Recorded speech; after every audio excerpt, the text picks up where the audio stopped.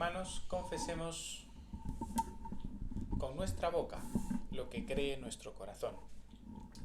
Creo en un solo Dios, Padre Todopoderoso, Creador del cielo y de la tierra y de todas las cosas, visibles e invisibles, y en un solo Señor Jesucristo, Hijo unigénito de Dios, engendrado del Padre antes de todos los siglos, Dios de Dios, luz de luz, verdadero Dios de verdadero Dios, engendrado, no creado, consubstancial al Padre, por quien todas las cosas fueron hechas, quien por los hombres y por nuestra salvación descendió del cielo y fue encarnado por obra del Espíritu Santo de María la Virgen, y fue hecho hombre, y también por nosotros fue crucificado bajo Poncio Pilato. Padeció y fue sepultado.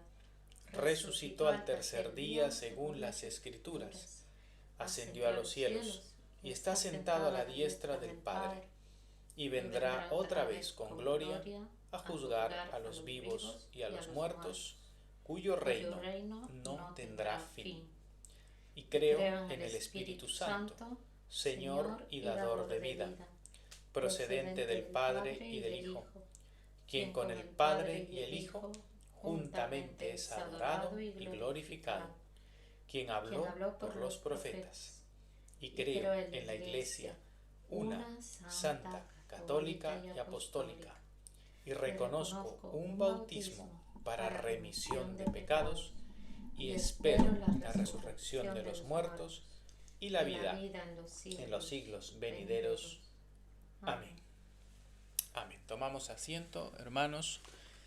Que el Señor nos bendiga en esta mañana, este domingo, Día del Señor, que nos acercamos, como siempre, a la adoración, a la alabanza que el pueblo, como un reino de sacerdotes unidos a Cristo como sumo sacerdote, le ofrecemos a nuestro Señor. Y siempre en la bendita memoria de la resurrección de Jesucristo. Su muerte y su resurrección es la que nos ha traído vida y perdón de pecados a los que estamos unidos a Cristo. En esta mañana, después de haber leído el Santo Evangelio, en Lucas el capítulo 17, pues vamos a acercarnos una vez más a meditar las Escrituras. Señor, te pedimos que ilumines nuestro entendimiento y dispongas también nuestros corazones para que podamos recibir tu santa palabra y ésta sea viva y eficaz para transformar nuestros corazones, llevándonos al arrepentimiento, llevándonos también al gozo de la salvación, y nos llenes, oh Señor, de toda la gracia que necesitamos. Por Jesucristo, tu amado Hijo. Amén. Amén. Vamos, hermanos, a acercarnos al texto del Evangelio de esta mañana. En el Evangelio de Lucas, el capítulo 17, el versículo 11, es la continuación del camino por el que Lucas nos está llevando mientras el Señor se dirige hacia Jerusalén. En el camino ya hemos visto que el Señor ha tenido varios encuentros y los últimos sermones han estado relacionados con estos encuentros con los judíos también,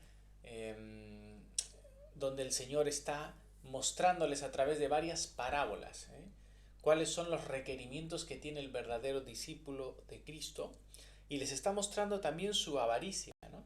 Está mostrando el Señor la disposición que tiene que haber en el corazón del discípulo para renunciar verdaderamente a sí mismo y a todo lo que posee, a ser un administrador fiel de las cosas y de los dones que ha recibido de parte del Señor. Pero ahora, mientras el Señor ha exhortado también a sus discípulos, ya no solamente contra los fariseos, ahora Él sigue su camino. Y nos dice Lucas en el versículo 11, yendo Jesús a Jerusalén, sigue ese camino, pasaba entre Samaria y Galilea, y al entrar en una aldea le salieron al encuentro 10 hombres leprosos, los cuales se pararon de lejos y alzaron la voz diciendo: Jesús, Maestro, ten misericordia de nosotros. Recordad que en este camino hacia Jerusalén, el Señor va acompañado de sus discípulos y de multitudes que le seguían, a las cuales Él también en algún momento les detiene para confrontarles con el verdadero discipulado, pero ahora pasando entre el límite de Samaria y de Galilea, y esto probablemente para llegar hasta el valle del Jordán, bajar hasta Jericó y luego desde allí subir finalmente hacia Jerusalén. Probablemente esa es la ruta que estaba siguiendo el Señor. Pero en este punto nos narra San Lucas que le salieron al encuentro 10 leprosos y se pararon de lejos, ¿no? Esto nos tiene que llevar un poquito a recordar y a pensar cuál era la condición de los leprosos y de la lepra en la época del Señor Jesucristo, ¿no? Estas personas están agrupadas, estos 10 leprosos están juntos y están en una zona fuera de la ciudad, fuera de donde viven el resto de las personas en las ciudades y en las comunidades. La situación de los leprosos en los tiempos del Señor y ya desde el Antiguo Testamento era una situación terrible, desesperanzadora, ¿no? La lepra era una enfermedad incurable y una enfermedad sumamente contagiosa y que creaba unas heridas, unas lesiones físicas que literalmente pues la carne se caía del cuerpo, ¿no? Y se cae del cuerpo, ¿no? Esa es la realidad de esta enfermedad terrible de la lepra. Nos dice en Levítico 13:45, en el Antiguo Testamento, en las leyes de Moisés acerca de las leyes sanitarias y todo esto que tiene que ver con la lepra, dice: y el leproso en quien hubiere llaga llevará vestidos rasgados y su cabeza descubierta, y embozado pregonará: inmundo, inmundo. Todo el tiempo que la llaga estuviere en él será inmundo.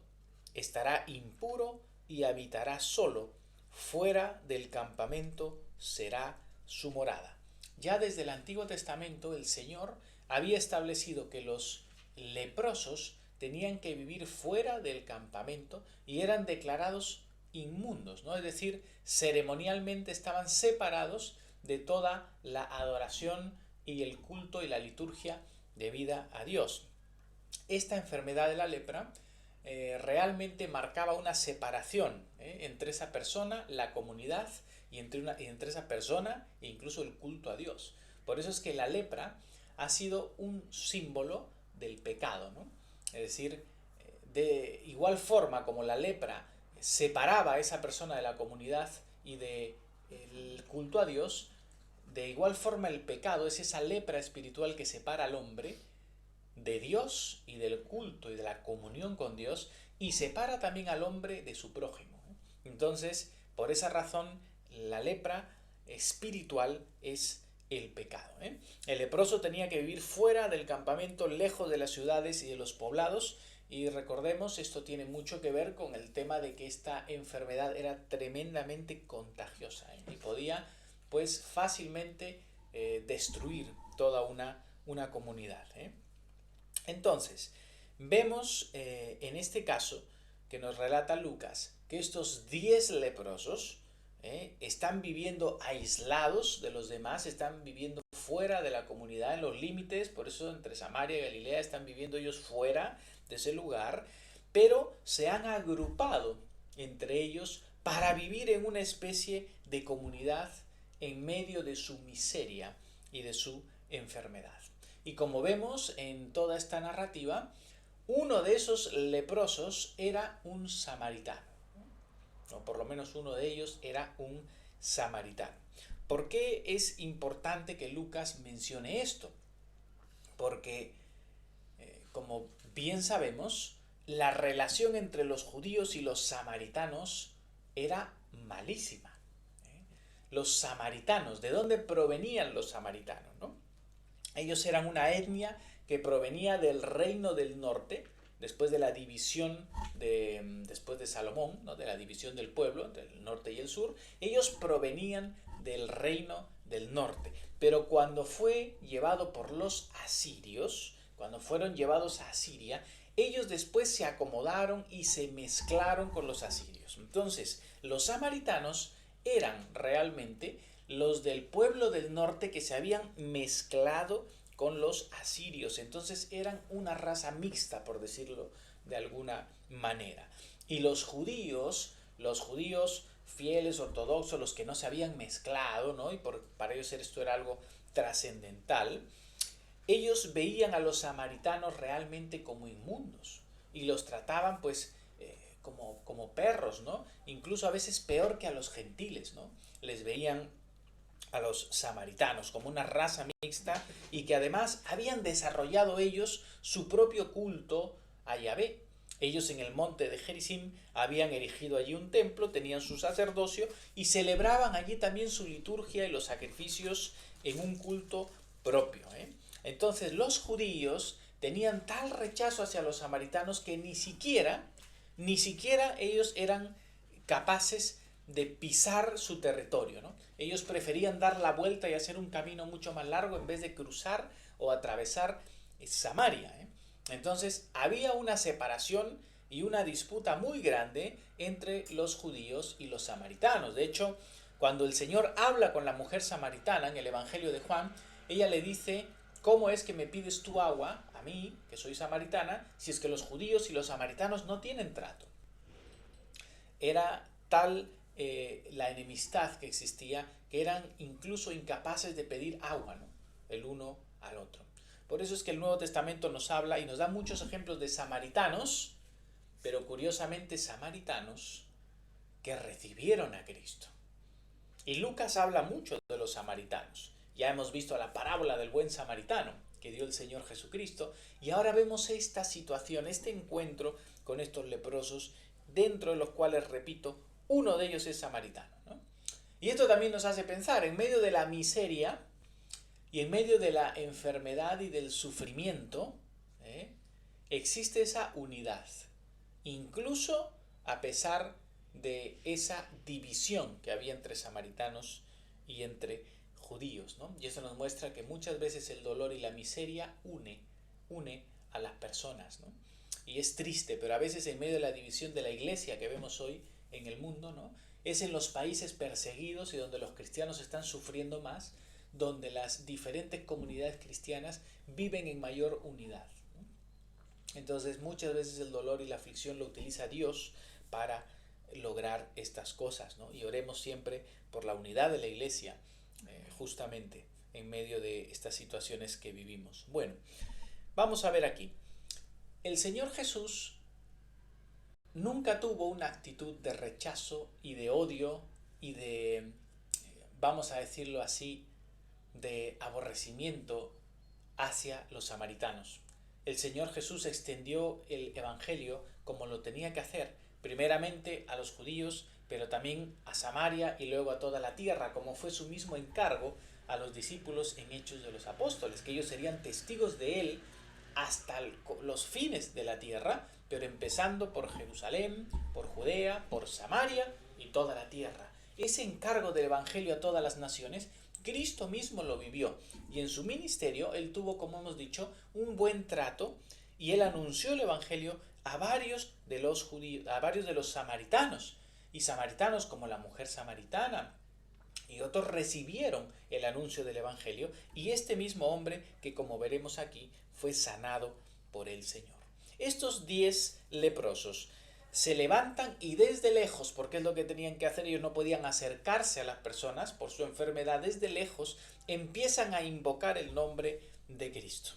Y ellos empiezan a decirle: Jesús, Maestro, ten misericordia de nosotros. Y eso es invocar el nombre del Señor, lo cual es la oración más sencilla y la oración más poderosa de cara a nuestra salvación.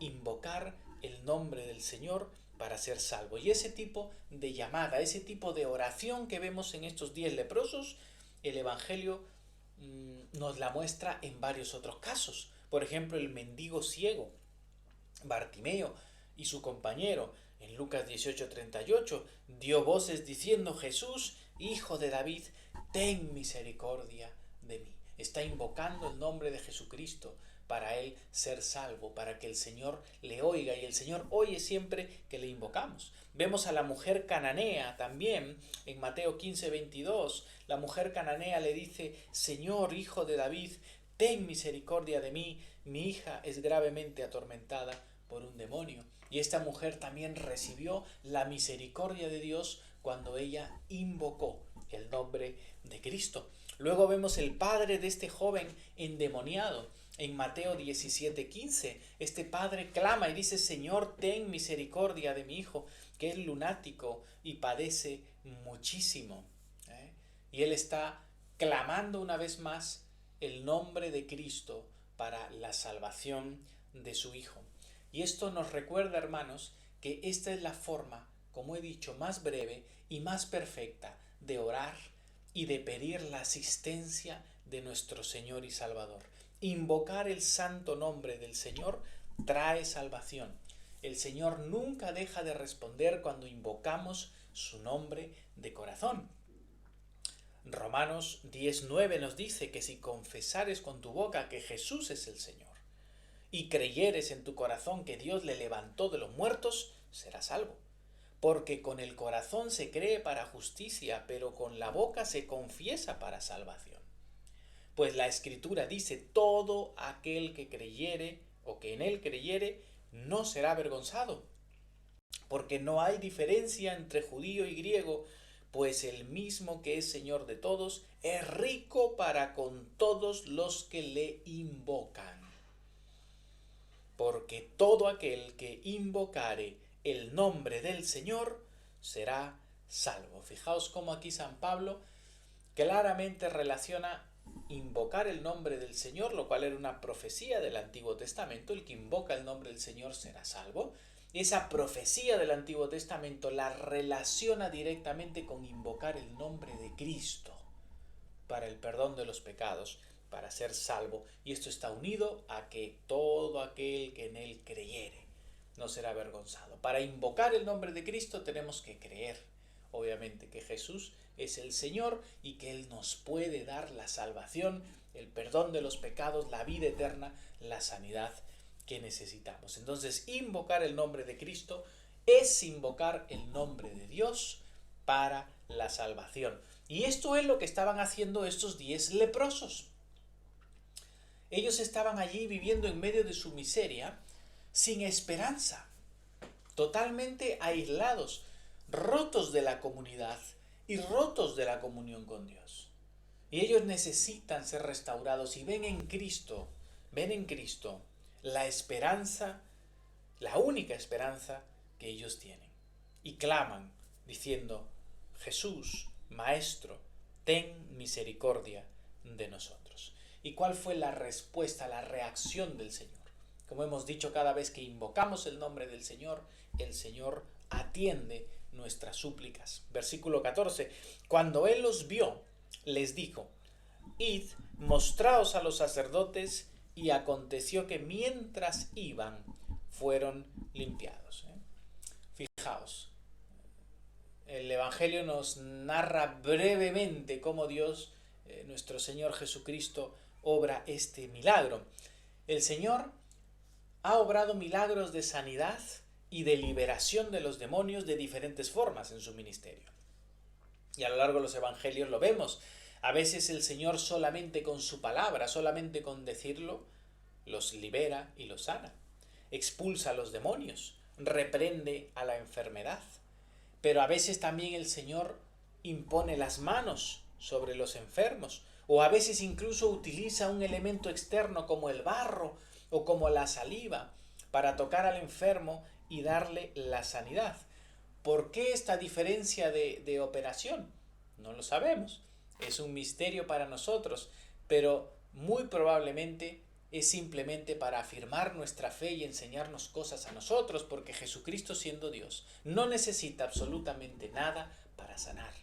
Él es todopoderoso y Él solo con decirlo, o como en este caso, ni siquiera tocarles ni dar una orden directa, sino simplemente les dice: id y mostraos a los sacerdotes, y simplemente con darles esa indicación, mientras ellos caminaban, fueron sanados, ¿no? Él les dio una orden, ellos obedecieron, fueron hacia los sacerdotes. ¿Por qué?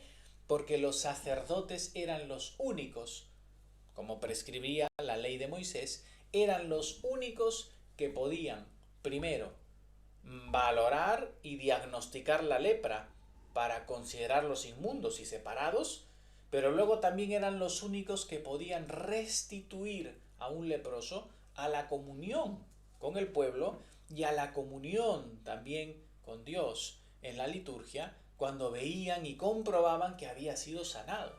Entonces eran ellos los que determinaban, los que examinaban esta situación. Y vemos aquí como el Señor Jesús se está sujetando él también a las autoridades y a todo el principio, cómo funciona la casa de Dios, cómo funciona el templo de Dios. Jesús no está transgrediendo las cosas. Ahora en la nueva alianza, las autoridades y el orden que hay en la iglesia es algo que Dios también valida y quiere que nosotros respetemos el orden que Dios ha establecido en su casa. Bueno, entonces el Señor Jesús simplemente les manda que vayan de camino hacia los sacerdotes para que se certifique su sanidad y ellos puedan ser otra vez restituidos a la comunión. Ahora nos dice San Lucas, entonces uno de ellos, viendo que había sido sanado, volvió glorificando a Dios a gran voz y se postró rostro a tierra a sus pies, dándole gracias. Y este era samaritano.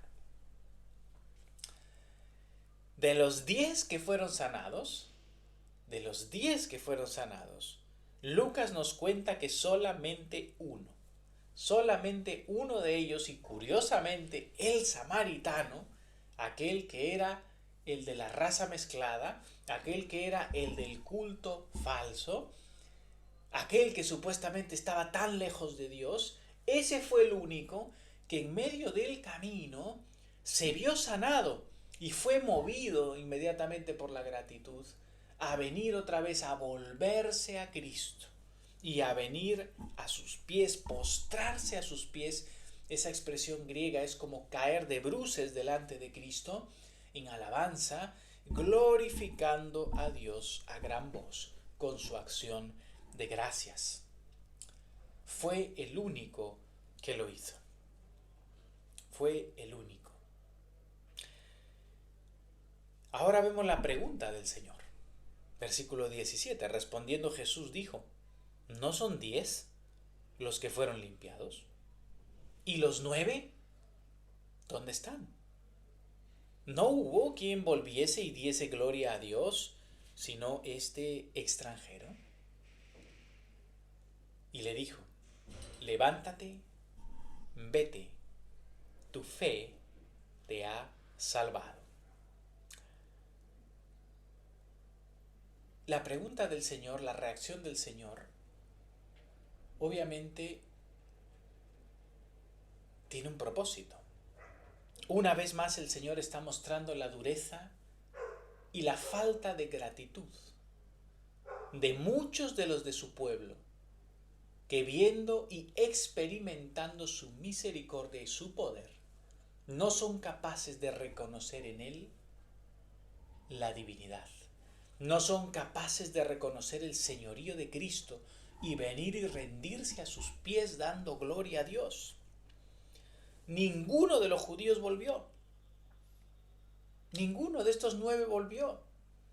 Aunque ellos fueron también sanados y vieron su sanidad en el camino, ninguno de ellos se volvió a Cristo para rendirse a sus pies. La dureza de corazón, el orgullo, la infidelidad, la falta de gratitud.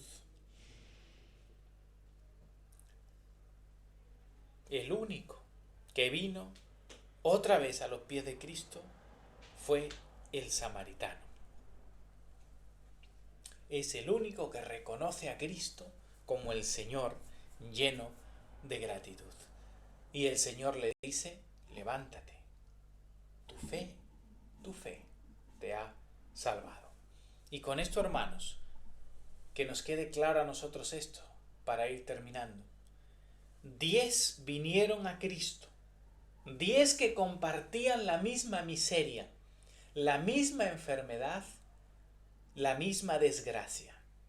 Compartían la misma lepra. 10. Tenían la misma necesidad. Y los 10 fueron igualmente sanados por el poder misericordioso de Cristo, nuestro Señor.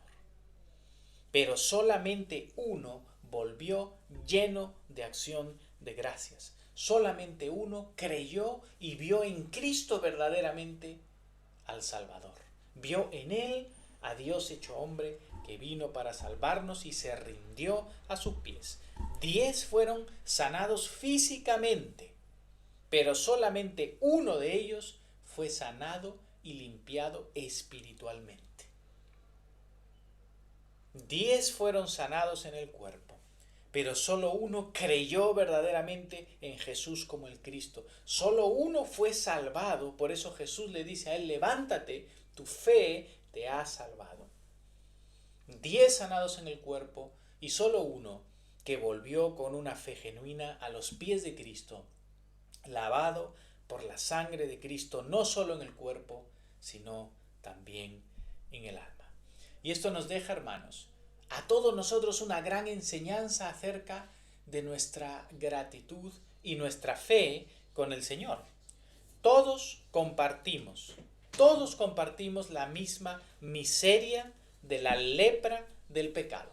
Todos y cada uno de nosotros compartimos la misma miseria de la lepra del pecado. Todos tenemos esto en común. No importa quiénes somos, no importa dónde hemos nacido, no importa si nos creemos mejores que otros o más dignos que otros. Todos compartimos la miseria de la lepra del pecado.